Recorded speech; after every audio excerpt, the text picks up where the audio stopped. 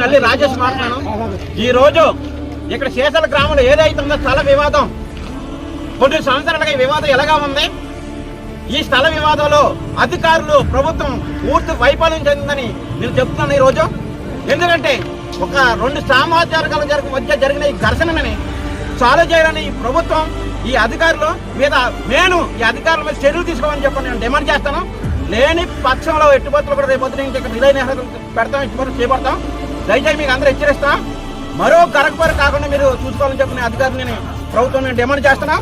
లేదంటే కనుక ఎట్టి పరిస్థితుల్లో మాల జాతి అన్నది అరగదొక్కుదామని చూస్తే కనుక మాలల కేసులు చీటుకు భయపడే రక్తం కాదు మాది.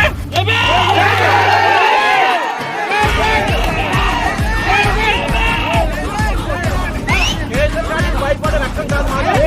మమ్మల్ని అణగదొక్కాలని చూస్తే కనుక బంతిని ఎట్టి వంటి కిందకు తొక్కాలని చూస్తే ఆ బంతి అంత పైకి లేస్తే అంత పైకి మేము లేస్తాం. మళ్ళీ మేము కూర్చుంటాం. మళ్ళీ ప్లాన్ చేస్తున్నాం.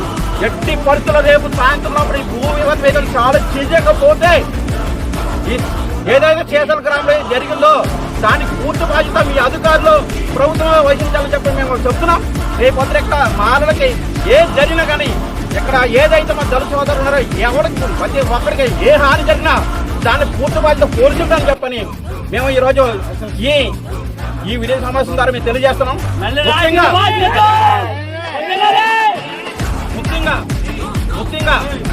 ముఖ్యంగా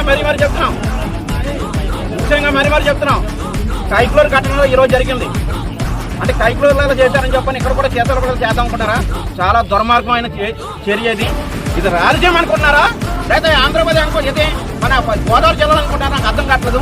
ఎక్కడ పడితే అక్కడ దళితుల మీద దాడులు చేస్తున్నారు. ఏంటి దాడులు అని చెప్పి క్వశ్చన్ చేస్తున్నాం. ఎట్టి పరిస్థితుల్లో సాయంత్రం లోపల సాల్వ్ చేయకపోతే చాలా తీవ్రంగా ఉంటుందని చెప్తున్నాం. ఎట్టుబడులు త్వరగా స్పందించి రేపు ఎట్టుబడులు స్థల వివాదం ఏదో ఉందో ఇరు వర్గాలను కూర్చోవడం సాల్వ్ చేయకపోతే కనుక ఎవరైతే మా దళిత సోదరులు కొట్టారో వాళ్ళ మీద చర్యలు తీసుకోకపోతే కనుక ఊరుకునే ప్రసక్తే లేదు. ఇది రాష్ట్ర వ్యాప్తంగా తీవ్రమైన ఉద్యమం చేస్తామని చెప్పి హెచ్చరిస్తూ జై భీమ్తో మీ నల్లి రాజేష్.